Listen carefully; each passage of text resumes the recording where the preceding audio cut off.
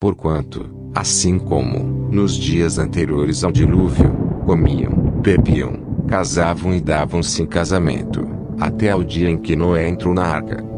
E não o perceberam, até que veio o dilúvio, e os levou a todos. Assim será também a vinda do Filho do Homem. Mateus 24, 38, 39. Não há coincidências na palavra de Deus. A história do dilúvio é o equivalente profético para os dias atuais e tudo será explicado neste vídeo. E viu o Senhor que a maldade do homem se multiplicara sobre a terra e que toda a imaginação dos pensamentos de seu coração era má continuamente. Então arrependeu-se o Senhor de haver feito o homem sobre a terra e pesou-lhe em seu coração. Gênesis 6, 5 e 6. Se no tempo de Noé, a maldade que os homens imaginavam, a corrupção de toda a carne era a grande ofensa diante de Deus, imagine o tempo em que vivemos, com a evolução da tecnologia e da ciência. Um tempo em que fuso horário deixou de fazer sentido porque a internet faz com que estejamos automaticamente em qualquer lugar a qualquer hora instantaneamente. Vivemos um tempo onde a televisão, o cinema, a própria internet nasceram para despejar dentro das mentes das pessoas todo tipo de violência, abominação, corrupção e maldade. Há quem chame isso de avanço tecnológico e humano. Há os que acreditam que, se vemos o mal proliferar, os milhões de filmes pornográficos, os milhões de sites de pornografia, sensualismo, homossexualidade, lesbianismo, filmes que deturpam a moral e os bons costumes, séries que são produzidas para convencer o homem que o diabo não é um ser tão mau assim, que os crentes são um bando de paranoicos e que em pleno século XXI, não podemos viver presos aos conceitos ultrapassados descritos em um livro tão duvidoso quanto a Bíblia. Esse seria um pequeno preço a pagar pela evolução da raça humana. É o que as pessoas que produzem conteúdos para os canais de televisão e internet acreditam. E se aqueles dias não fossem abreviados, nenhuma carne se salvaria, mas por causa dos escolhidos, serão abreviados aqueles dias. Mateus 24, 22. Quem são os escolhidos? Isso não é justo. Somos todos iguais. Se alguns serão escolhidos e outros não, então, qual o propósito? Em uma prova, todos ouviram da oportunidade. Muitos se inscreveram para fazer a prova. Há os que se preparam para a prova.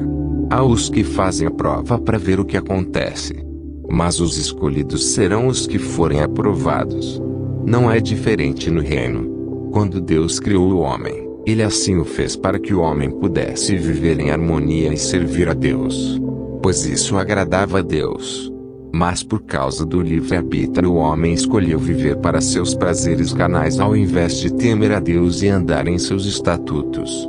A maldade se multiplicou em seu coração. Por isso Deus, por causa da sua imutável justiça, puniu o homem em sua própria maldade ao enviar o dilúvio, ou seja, as águas caíram sobre a terra por 40 dias e 40 noites. Ora, 40 dias e 40 noites foi o período que Jesus passou orando e jejuando no deserto. E, tendo jejuado 40 dias e 40 noites. Mateus 4:2. Esse é o equivalente profético do alto preço que ela pagou para que a destruição do dilúvio não nos alcançasse. Depois que teve fome sendo tentado pelo diabo, em nada Jesus pecou. Noé era o antecessor profético do Senhor Jesus Cristo. Noé, porém, achou graça aos olhos do Senhor. Estas são as gerações de Noé. Noé era homem justo e perfeito em suas gerações. Noé andava com Deus. Gênesis 6, 8, 9. A terra, porém, estava corrompida diante da face de Deus, e encheu-se a terra de violência. Gênesis 6, 11. Eu te faço uma pergunta. Você consegue enxergar em Gênesis 6:11 a realidade em que vivemos hoje? Consegue ver corrupção, carnalidade, maldade e violência em pleno ano de 2021? Responda nos comentários. Se a sua resposta for sim, uma pergunta pode passar sobre a sua cabeça. Por que Deus não destrói a terra como fez uma vez. Porque ele disse não faria isso. E eu convosco estabeleço a minha aliança, que não será mais destruída toda a carne pelas águas do dilúvio, e que não haverá mais dilúvio, para destruir a terra. Gênesis 9:11. Exatamente por isso, Jesus é o equivalente profético da arca. As pessoas zombavam de Noé por estar construindo uma arca no seco. Mas quando veio o dilúvio, a porta estava selada e não poderia mais ser aberta. O próprio Deus a havia selado. O mesmo acontece hoje. As pessoas zombam de Jesus, a arca da salvação, diferentemente dos tempos antigos. A arca, que é Jesus, ainda está com as portas abertas. Mas não são muitos os que entrarão e serão salvos. Ainda existe graça. Mas o mundo está corrompido. Já é quase meia-noite e o noivo anuncia a proximidade das bodas. Mencionei isso no vídeo anterior. Daniel entendeu que nunca poderia buscar a face de Deus por causa de justiça própria. Antes, pelas muitas misericórdias do Senhor. É por causa dessa misericórdia que o homem ainda tem oportunidade de reverter o quadro da sua vida. Não porque o homem seja justo, mas por causa da insondável e grande misericórdia de Deus, que para não destruir o mundo, o amou de tal forma, que deu seu único e amado Filho para que todo o que nele crê, não morra para sempre, mas tenha vida eterna.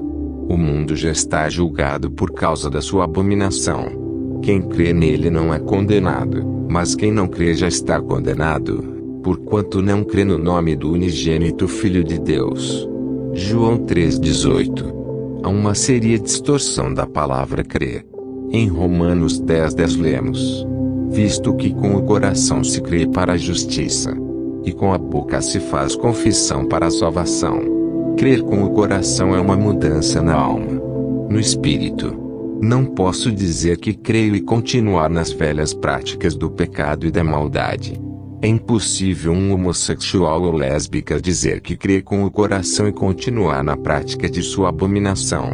É impossível um homem ou mulher adúlteros dizer que crê e continuar na prática do adultério. Recentemente um jovem parou a moto ao meu lado, apontou uma arma para minha cabeça e pediu o meu celular. Com calma e prontamente, tirei os fones e disse: claro. Toma. E quando ele pegou o celular eu olhei fixamente em seus olhos debaixo do capacete e disse: o Senhor te abençoe. O Senhor abençoe a sua vida. Ele saiu com a moto, voltou, estendeu o celular para mim e disse: toma. Não posso te assaltar. Eu também creio nesse Deus. Ao menos nesse momento, ele realmente creu. Pois por um minuto ele refletiu em seu ato e se arrependeu. Meu desejo e oração é que ele tenha refletido com mais profundidade para que uma conversão plena realmente ocorra. Então, como posso dizer que creio em Deus e na salvação de Jesus se ainda traio minha mulher? Ou cometo fraude sonegando imposto de renda? Ou não sou casado mas mantenho relação sexual?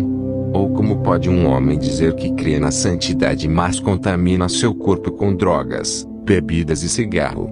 Paulo Gustavo era um ator famoso, mas em um de seus filmes zombou fortemente da Bíblia. Bem, ele não está mais vivo e tem pastores famosos falando no púlpito que ele foi salvo. Além da vida de abominação e homossexualismo, Paulo Gustavo zombou de Deus. O mundo zomba de Deus todos os dias. E todos os dias colhe os frutos de sua plantação. Como podemos dizer que uma pessoa é salva ou não? Porque cada árvore se conhece pelo seu fruto. Pois não se colhem figos dos espinheiros nem se vindimam uvas dos abrolhos. Para quem não sabe, abrolhos são terrenos rochosos. Vivemos em um mundo onde os crentes possuem ídolos mundanos e quando esses ídolos mundanos morrem em sua vida de pecado, esses crentes têm dificuldade de aceitar que seus ídolos não estarão na eternidade de Deus. Não são salvos mediante Jesus Cristo porque não possuíam a salvação de Jesus Cristo. Recentemente um cantor de funk morreu. MC Kevin. Ele cantava e vivia a promiscuidade, a prostituição, Tinha um corpo completamente marcado por tatuagens. Conhecia pessoas que se denominam evangélicos e cantava música evangélica. Fazia orações e depois voltava a cantar funk. A beber. A fumar. A usar drogas. A se deitar com prostitutas. Com a cabeça cheia de droga. Ele se pendurou na varanda do hotel. Caiu e morreu.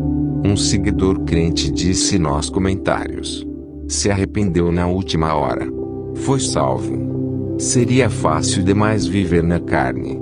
Praticar todo tipo de maldade com a mente alterada pela química da droga. Dizer: Deus, eu me arrependo. Não é assim que funciona. Como disse, pessoas que se dizem separadas do mundo, têm seus ídolos neste mundo e se recusam a acreditar que na morte desses ídolos eles vão para o inferno. Esses próprios crentes condenam a si mesmos por não fazerem separação entre o santo e o profano em suas vidas. Ou o homem vive para Deus, ou vive para o mundo. Assim, porque és morno, e não é frio nem quente, vomitar-te-ei da minha boca. Apocalipse 3,16. Filhinhos, guardai-vos dos ídolos.